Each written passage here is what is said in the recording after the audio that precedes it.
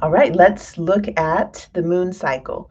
So, the purpose of a moon cycle is ovulation, actually, not so much focusing on the bleeding. The bleeding, of course, is an important phase and it is going to tell us a lot about our cycle, but that's not the main event. So, hearing that in the beginning was like, oh wow, what is the main side, what is the main point? Because I'm always just focused on the bleeding phase, but actually the main focus is the ovulation. So that's number one. Number two, okay, so if we were taking birth control, or if we're currently taking birth control, our cycle is not actually a true cycle, because there's different ways that birth control disrupts the endocrine system and the normal function of our hormonal cascade. I'm not going to talk about birth control, but it was shocking to me to hear that birth control would stop the ovulatory cycle. And that therefore, since there's no ovulation, that's not a true menstrual cycle. Because the menstrual cycle, it's an ovulatory cycle, which means that it's a cycle of ovulation. So the typical cycle is going to be whatever it is for the person, because oh my gosh, for so many years, I just read what the textbook said, which is your cycle should be 28 days like the moon, and day 14 is when you ovulate, and don't get pregnant. That's like the main teachings that I received on fertility, until I had to dig more. And I think that must have been 2000. Kai Kai was born 2013. So probably like 2017, I found fertility awareness method, and finally was able to get a sense of what was actually going on with my cycle, because my cycle is nothing like the 28-day model with ovulation being on day 14. And actually, what are the statistics? 25% of women, is it 25? I'm going to mess this up. So, anyway, a lot of women do not have a 28-day cycle, and the ovulation can span anywhere from, if it's less than 10 days, it's technically, it can still happen. You can still ovulate before 10 days, but 10 to 17 days, like so you day 0, like the new moon, day 0 is going to be when we start, or I guess that's when they would consider that day 1 of your cycle, the day you start. And then if you bleed for 5 days, that's going to be day 5. And then your ovulation can really start anytime after the bleeding phase. So it can be anywhere. And see, that's the other thing too. What technically like um, a healthy ovulation is going to be between day 10 and day 17, but it can happen sooner. And it doesn't mean necessarily it's unhealthy, because we have to take into consideration the entirety of the cycle. Every cycle can be different. So if you have spent 3 moon cycles tracking, and you have gathered all this data, it's, you being the scientist of your own body, you've tracked 3 cycles. Well, the 4th cycle, you can't go based off of the previous 3, even if you've tracked for 6 months or for a year. You can never assume that that next cycle is going to be the same as the previous cycles, because the fluctuations, and I'm going to get into telling all the different things that happen, and anywhere within this cascade of hormones, maybe one month we have more stress, which increases cortisol, which increases testosterone, which testosterone will decrease estrogen and progesterone, which, the whole cascade can just change. Like now it's late. I'm staying up late to record videos. Usually I'm in bed by now. So because I have this light in my face, that is going to throw off the rhythm that I've been on.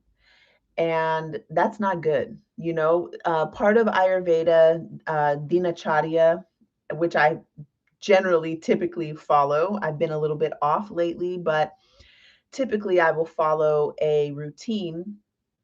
And the importance of that is to stabilize the rhythm of the wake sleep cycle, because the light coming into our eyes and being all up in here stimulates a different cascade of hormones.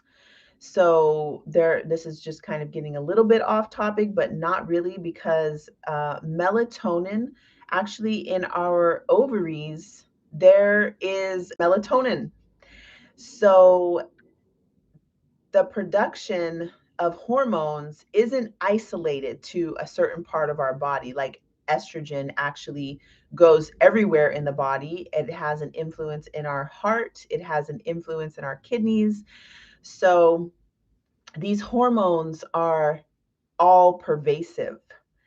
And this one reason why it's very important to know where you're at, what things that you do in your day-to-day life change your hormonal patterns. So charting and tracking is going to be your best friend in attuning your body's rhythm to the rhythm of Earth, or whatever level you want to take that to mentally and physically. So, all right, so here we are. And I mentioned that ovulation can happen anytime between, well, anytime really. So we have day 0. I guess we'll call that day 1, because in tracking, nobody ever says day 0. I say day 0 because when the sun and moon come together at the exact same degree, that is day 0 of the moon cycle. And 0 holds great importance in esoteric teachings. So it's the ending of a previous cycle, and it's the beginning of the new cycle, but we have to be in that 0 moment first. So you could think of the 0 moment as when you first start spotting and you're like, am I starting my period? Am I just spotting? And you're kind of in that in between phase. Yeah, I like that, because a lot of times the spotting will happen the day before you actually start the true bleeding phase. So day 0, technically, when you're doing your chart, day 0 will still be the previous cycle. Day 1 is going to be the day you get your first true bleed. And what does that refer to? That is in the wheel of the year, that is winter. That is the direction north. That has to do with death. This is the part of our cycle where the hormones flatline. Estrogen drops, progesterone drops, and the dropping of those hormones is what stimulates the uterine lining to release. So there's a death. That's the death phase of our cycle. And if you were trying to conceive and that lining sheds and you get the blood, I personally have never been somebody who was ever trying to conceive. So every time I got blood, I was like, oh, thank God. But for women who are trying to conceive, it's very depressing when they get the blood. It's a time to cry. It's a grieving phase. For people who have painful periods, it's also a grieving phase because it hurts. For people who don't have painful periods, it still is uncomfortable. it still is uncomfortable. Even if you don't have pain per se, you still are flatlined on your hormones. So there's an uncomfortableness with that. And there is this retracting feeling. There's a sense of wanting to isolate, uh, sort of, wanting to pull back your attention and just go within. I call it, I tell my kids, I'm bleeding in peace. They know what that means. And it's just like those couple of days, they might be more on their own with, well, the two big ones are out of my house now, but they would have maybe been more on their own as far as needing to cook their own dinner or like take the bus because I might not want to go give them a ride somewhere or something like that. Okay, so then depending on how many days the bleeding phase is, I say day 4, day 5, it's actually day 5 is still going to be a baseline. Like if you, I do these tests to check. So I've completed one cycle and I'm going to probably do a few more cycles with test strips because I'll teach you ways that you can test without strips because I feel like it's important to have as much data as you can and to be able to do as much as you can for free so that there is a sustainability and an intimacy that you start to develop with your body. I did that for November, December, January, February. I did that for 4 months before I started doing the strips. And the strips, for me, the strips are going to measure 4 different hormones, and then putting that together with my physical findings, things that I can test without using any tools, it helps to clarify. And then also the changes in my mood, all the changes in my appetite, my mood, my libido, as they call it. All of that information is data that helps to clarify exactly what's going on. So I won't need to use the strips forever, but it's helpful. So what I'm going to tell you now is that on day 5, you can test and get a baseline for follicular stimulating hormone, luteinizing hormone, progesterone, and estrogen. So let's go through the cycle. So if you start your bleeding phase, this day 0 through day 14 or day 1 through day 14 is considered the follicular phase. But you remember what we just said, you may ovulate at day 10, 11, 12, something like that. So we would say day 1 through 10 is the follicular phase. Just depends on what your cycle is. But that first portion of the cycle is the follicular phase. And so what does that mean?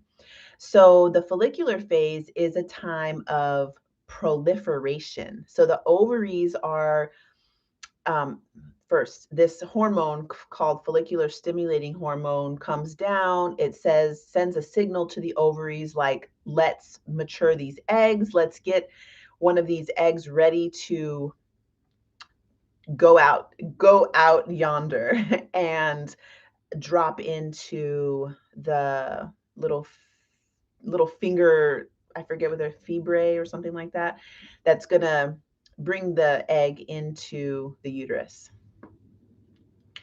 or into the fallopian tubes and then into the uterus. So follicular stimulating hormone this is the thing I learned recently. Okay, so depending on how much of that follicular stimulating hormone is in your bloodstream, that's how you can find out where about your ovarian reserve is. So if you have a lot of that FSH, and of course, a lot, like there's actual numbers. I don't remember them right now. It wouldn't make sense anyway. Are they measured in milligrams or I don't even remember.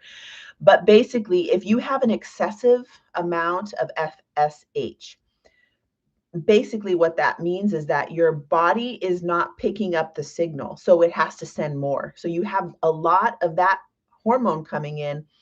That means there's something going on with the ovary. It's either not picking up the message, or you have what's called a low ovarian reserve. A low ovarian reserve means that you don't have many eggs left. Or it could mean that there's something happening in that conversation in the hypothalamus pituitary axis. I think it's called hypothalamus pituitary ovary axis.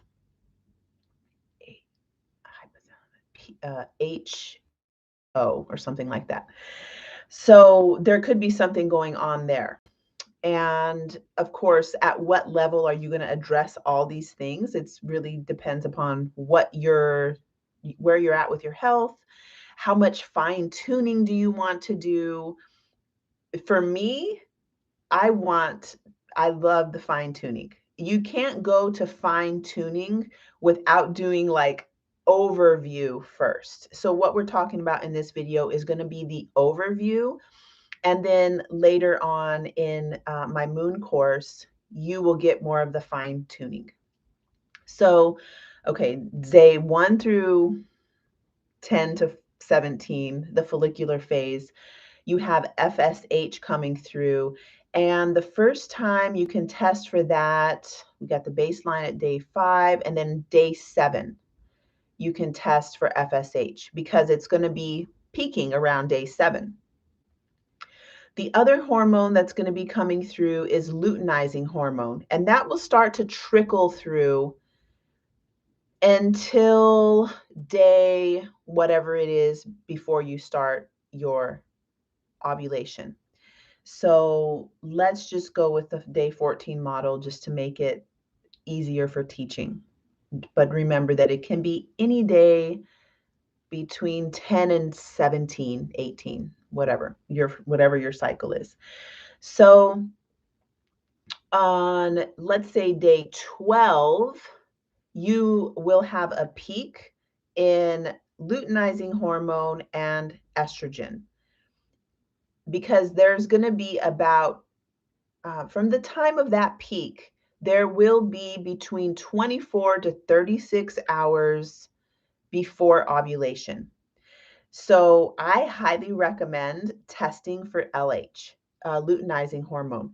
Before I got the whole kit to test all the hormones, I was testing for LH every cycle so I could start to pinpoint, along with doing basal body temperature. And I'll get into all the tracking methods in just a minute. But along with doing other tests, checking cervical fluid, checking cervical position, I was also testing LH just so I could see, okay, now it's the peak. Now LH has peaked. I can see that.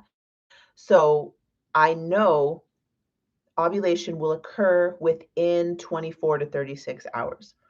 So why do you want to know that? Obviously, once you have that peak, you know that ovulation is getting ready to occur. You don't know for sure that ovulation did in fact occur until about 7 days post ovulation. If you did in fact ovulate, you can test for progesterone. Progesterone will rise after ovulation because, let's go back a little bit, back to 2 days before ovulation, and there's a peak in estrogen and a peak in luteinizing hormone. That luteinizing hormone says, hey, ovary, drop the egg, release the egg. And so hopefully there will be an egg, the best of all the eggs, the most mature, most healthy egg is released. And you won't really know if it happened or not. Just because those hormones peaked does not necessarily mean, most likely it probably did. That's in my mind. I'm always like, oh, well, I had the peak, the surge happened. Most likely ovulation did occur. So that phase, let's call that day 14, day 10 to 17, this corresponds with summer. Oh my gosh, I left out spring. Spring is the follicular phase. And as we go through the moon course, you will get the specific teaching in the different phases of the moon. Follicular phase, that's springtime. That's when everything is proliferating. There's a steady growth in the development of the plants. Spring, follicular phase. Then ovulation, the peak or the surge of luteinizing hormone and estrogen, everything is hot and juicy. That is summertime. And this is when conception is most likely to happen. So I'll get more into the specifics of summer when we get into the full moon section of this course. But what I will say now in brief is that if you are trying to conceive, your best bet is to have sperm already waiting in the fallopian tubes, in the uterus.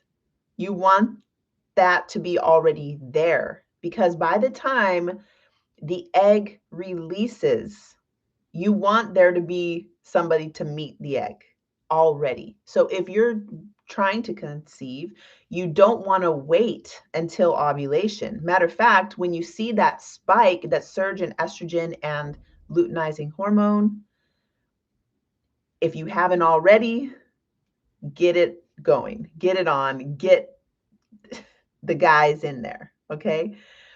Because if you wait until you can't, first of all, you cannot pinpoint ovulation. Ovulation is going to always be a mystery. That's another thing I really want to mention, is that all this tracking and everything that we're doing does not control this process. Absolutely nothing can control this process. You can do stuff to encourage changes through lifestyle adaptations, different herbal supplements. Like, you can invite change through plants and food and lifestyle. You can invite change, but you cannot force change. You can, I think, the even then with pharmaceutical meds, I feel like pharmaceutical meds are more of a dominating force that come into the body, whereas plants and food are invitations to make change. The pharmaceuticals are more like a forceful, dominating way to make changes. But even with those dominating, forceful ways, you still cannot control this cycle. You can toy with it, you can, disrupt it, but the cycle in itself is great mystery. It is part of great mystery. It's completely its own thing. And just like a dream, we're not going in there to decipher the dream or to try to control or manipulate the dream. We want to get in there and become trustworthy. We want to become intimate. So to do that, we are kind of like leaning back and observing, and like, oh, I see, when I do this, if I drink coffee, I notice that I'm more hype and my cortisol levels are rising and I'm more stressed out, and then my estrogen doesn't raise quite as much. And you observe, and then she's like, oh, okay, so I want to do this other thing, and when I do this, what happens? And so we're creating a relationship with the cycle, not trying to dominate or control the cycle. Okay, so now we're at summertime, the egg has been released, and then, so with that egg releasing, the ovaries are actually what produces, there's a certain type of estrogen that's produced from the ovary or ovaries. And progesterone, okay, so this is kind of a key feature in the question, did I ovulate or did I not ovulate? If you're checking your basal body temperature, okay, I'm going to get into the tracking methods in just a minute, but that is basically a thermometer that tests very fine, subtle changes in your temperature. If your temperature raises the day after, okay, well, if you did in fact ovulate, your temperature will in fact raise. And the reason for that elevation in the temperature is because of progesterone. So that is how you will know, because when the egg releases from the ovary releases extra estrogen and progesterone, which will raise the temperature. Your basal body temperature, which is basically, I'll explain it all in just a minute, but that's basically the temperature at which your body is right at the moment you wake up, before you even sit up or say something or do anything. The first thing you do is you reach over and you get the thermometer and stick it in your mouth with as little movement as possible, because every little movement that you do raises your basal body temperature. So right after ovulation, there is a spike in the temperature, and that's how you'll know that you did in fact ovulate. If there's no spike, maybe you didn't ovulate, and maybe the luteinizing hormone and the estrogen spike was not able to convince the ovary to release an egg. There's so many reasons why that could have happened. And I think it was, okay, if we have 12 to 13 cycles every year, there will be somewhere between 1 and 4, and this is in fertile, the women who are still ovulating, the women within that fertile range, 1 in 4 of the 12 to 13 cycles that we have in a year, 1 in 4 of those will be anovulatory, which means without ovulation. So normal doesn't necessarily mean natural, but as we are adapting to a steadily changing environment, our bodies are adapting. So, and I don't have the data on what it was before. There is like a lot of really good statistics before birth control was given, before the pills. I think it's called hormonal birth control, HCs. Before those were given, there is some data that we have about women's fertility. It's not much, but the reasons for that, I mean, we haven't as a culture really given much consideration to the mystery of this cycle. That's one of the reasons I am crazily passionate about this. This is, I think, going to be a huge key to our ability to regenerate our own health, and obviously to regenerate humans, to regenerate humankind.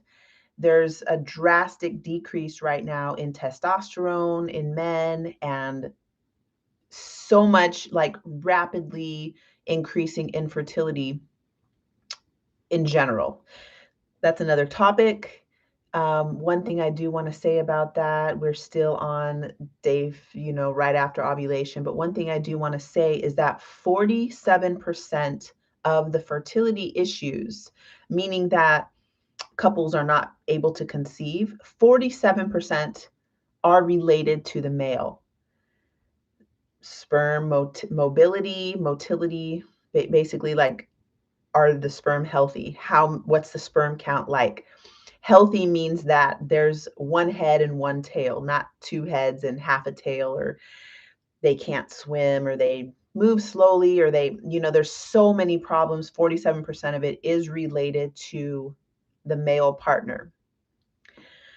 Just had to say that because that was shocking to me. That has never been something that I've even heard of, really, besides just like like my grandma. I heard her say, I think it was your grandpa, because she adopted. My grandma adopted, and I remember her saying she thought it was because of him, but that was a long time ago. They probably didn't have ways to find out back then. I don't know.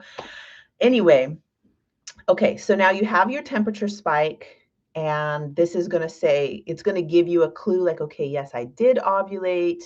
Now what happens is that your temperature should remain higher than what it was during the follicular phase.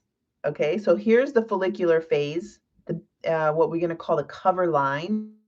There is going to be a drop when you're bleeding because there's no estrogen or progesterone. They both have flat lines, so your temperature is going to drop.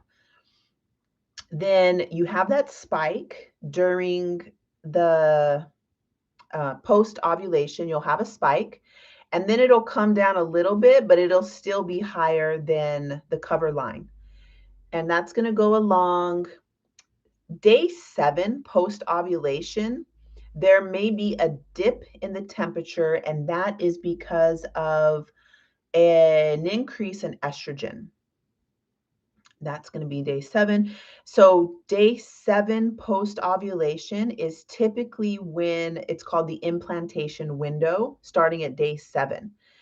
And that's why if you're trying to conceive, the pregnancy tests will say to check one day after you missed your period. That's because implantation generally is going to happen day 7 to day 14 post ovulation. It's going to be somewhere in that week. Means, so this isn't really going to be so much. I don't want to talk about the pregnancy things in this video, but the reason is you won't be able to pick up HCG until implantation has occurred, because that human growth, no, human gone, I can't remember what it stands for, HCG. Basically, that is stimulated from implantation. That actually is going to come from once implantation. So implantation is after conception. Oh my gosh, I didn't want to talk about pregnancy in this, but now I'll just go ahead.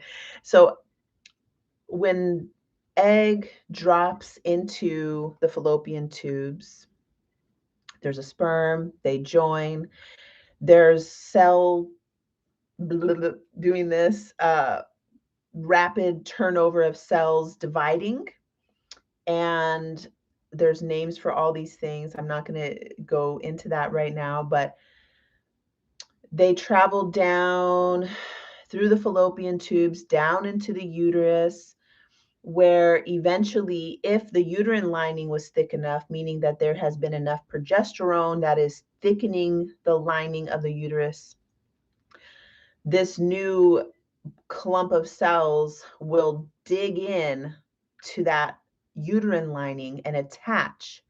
That attaching is going to start to develop the placenta, which the attaching part is what will start to develop HCG. And I want to say that's because of the placenta being developed.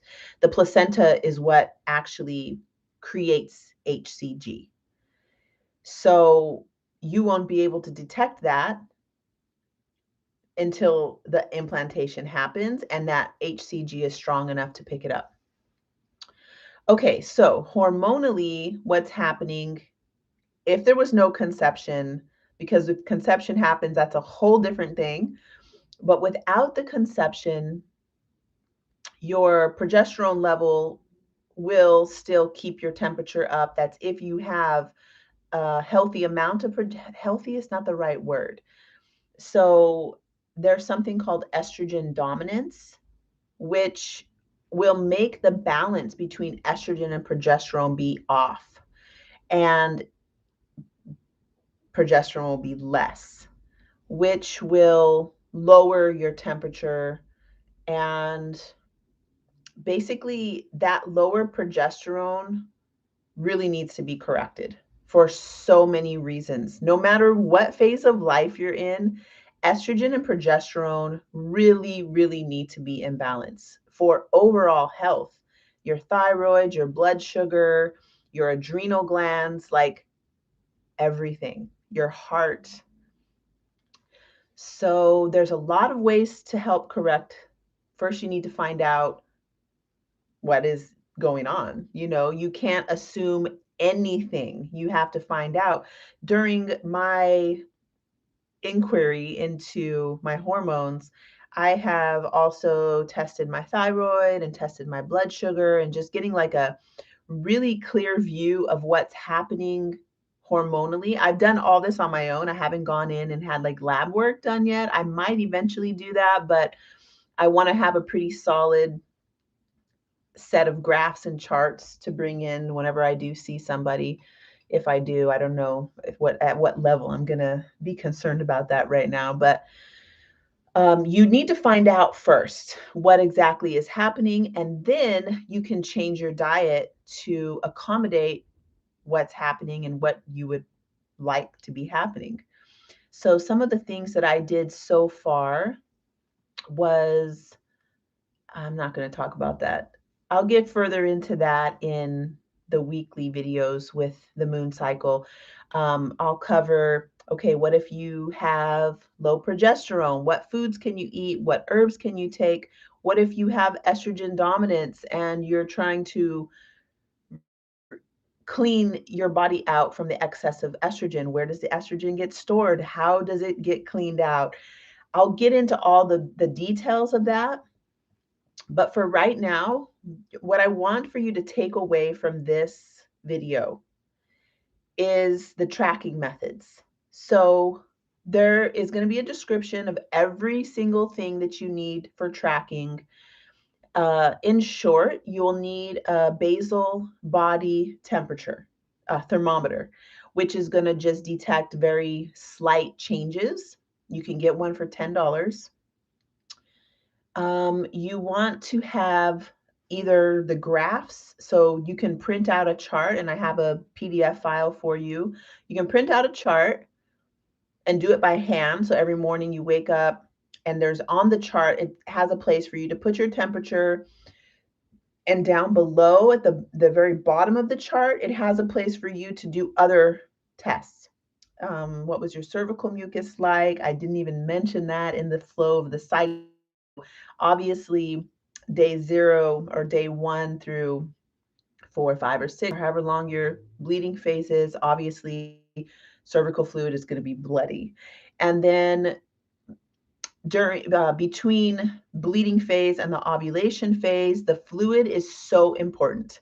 You really want to be checking that fluid, because once it starts to get more like this stringy egg yolk type of texture, that's considered fertile mucus. That fertile mucus is what keeps sperm alive inside your cervix. If you don't have that, your cervix will be more acidic and sperm will die. They can live there for very long. Once you have this sticky egg white, not sticky, but like stringy egg white type of fluid, that is what is going to keep the eggs, the sperm alive. And that tells you that the cervix is open. Well, oh gosh, it's so complex, but like without pictures. Okay, here's the opening. Okay, this is going to be the cervix. This is going to be the womb. And then there's like this little circle that either is going to be closed, and when it's closed, you can reach into your cervix and you can find it. That when it's closed, it's going to feel like the tip of your nose. It'll be very firm. During that time where your cervical mucus becomes more like this, The reason your mucus is like that is because that little thing that was like tight and hard, it now has become open. It's dilated now, which means that it's like, all right, come on in. Cervical mucus becomes more friendly, hospitable to bring them on in because it's open now. You can check that, and you got to get used to feeling around and seeing, is it low? Is it high? Is it closed? Is it open? And at the bottom of your charting paper, I just want to say it's midnight right now. I'm usually in bed by 10:30. I have no idea. I feel like I might have. It's okay if I did. So at the bottom of that chart, you can check off. You're going to write that in or check it off. However, it gives you, is the cervical mucus wet? Is it dry? Is it egg white? Is it tacky? What was the position of your cervix? So it was high, it was low, it was tilted. Like you're going to track all of that. You can use the paper or you can use an app. And in the section below, you will find recommendations that I have for 3 different apps that I like, and there's more, but these are the ones that I'm familiar with. There is a link to get the thermometer. You need the thermometer. Like, that's bare minimum. Print the graph, get the thermometer. Another thing you might want, it might be helpful for you if you're really taking this serious, is to get this book called Taking Charge of Your Fertility by Tony, something that starts with a G. And that book really has everything you will ever need to know. It's the textbook. There's another book that I really like right now called The Fifth Vital Sign. That book is really good, but it's not like, for a beginning, I feel like Taking Charge of Your Fertility is where you want to start. It has great pictures and it's very clear cut. The chapters are very well organized. Okay. And then after those things that you can do, basically anybody can do that. There's no excuse why you wouldn't do that. You can also get into buying testing strips. And I did put a link for the testing strips if you want to. The ones that I use, I like them because I've used them and I'm familiar with them, but you can also try, obviously, you can try any. I haven't seen any other ones that are as complete as the ones that I use, but if you find them, let me know. And yeah, I think that's it. So thank you so much for joining this video, for being interested in your cycle and getting it together. This also, like, whatever you take away from this, please teach it to your daughters, your sisters, your mother, your auntie. Like, start having this conversation with more people, not even just people who are cycling, but other people too, because I really feel like men need to know this, because I've been in so many situations where the man has no clue about the cycles. And I feel like it is my responsibility to, depending on level of interaction I'm going to be having with a man, to make sure that it's part of my regular conversation. If he's like, "Hey, how are you?" I'm like, "Oh, I'm in the luteal phase of my cycle, so I'm kind of just, there's hormonal things happening, and I want to, like, kind of get that to become more of a basic conversation that we're having, so it's not such a mystery and people can finally start to make mental associations like, oh yeah, she looked like this and she was acting like that. Of course, if the person is closer into my realm, like, my kids know the moon cycle so well since they were little tiny people.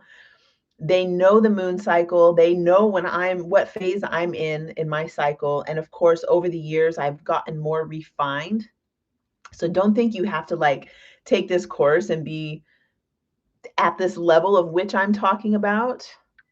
I feel like I'm not at a very high level because I know that there's so much more that I don't know. But it's a lot more than I knew before I was introduced to these things, which, wasn't that long ago. So, I mean, long enough ago, but it just keeps opening up deeper and deeper. And there's more and more scientific things that you can get into with the other hormones. And that's a topic for another day. But start having these conversations. And especially if you're in a relationship and you're with somebody, definitely get them involved. As you're learning about your cycle, educate your person about your cycle and bring that into regular conversation. Like, oh, okay, I'm in my follicular phase, and now this is the time that I have more energy and I'm more flirtatious and my boobs are more perky and my body is like this. And that this is the time to go on dates and like do bonding things. Okay, now I'm ovulating. And then what does that mean? Does that mean that that's the time you're not going to have certain interactions that would produce a child? Or is it at the time that you're going to do that? Or when you get into the luteal phase and you're like, oh gosh, that's the phase where you just really want to, every single month, we get this opportunity to find out what is broken in our lives and what is not working. And that this is where we get very real. This is actually the phase I am in right now. Maybe that's why I'm not sleepy. So this phase is where we're like, I got to get stuff done. Today I was like, I'm doing 3 videos, uploading this to my class, and I'm doing that. So the luteal phase is where we're like handling stuff. I'm cleaning, I'm throwing this thing away. We have energy to get stuff done. And it's like whatever is on the table, we want to clear it. And we want to, so like the moon phase, this disseminating moon, and the waning phase is when we're reducing things. We're clearing away clutter, we're losing weight, we're detoxing, we're basically getting stuff, making it right. So everything becomes more serious. Everything is more like we're not looking for the problems, but we are noticing the problems and we are determined to get a solution for those problems during the luteal phase. So you want to let somebody know that if you're relating with somebody, it's like, yeah, I'm in the luteal phase. I'm kind of taking out the trash and like doing my composting and clearing away things. And so thank you so much. And please leave any questions you have. I look forward to connecting with you again soon.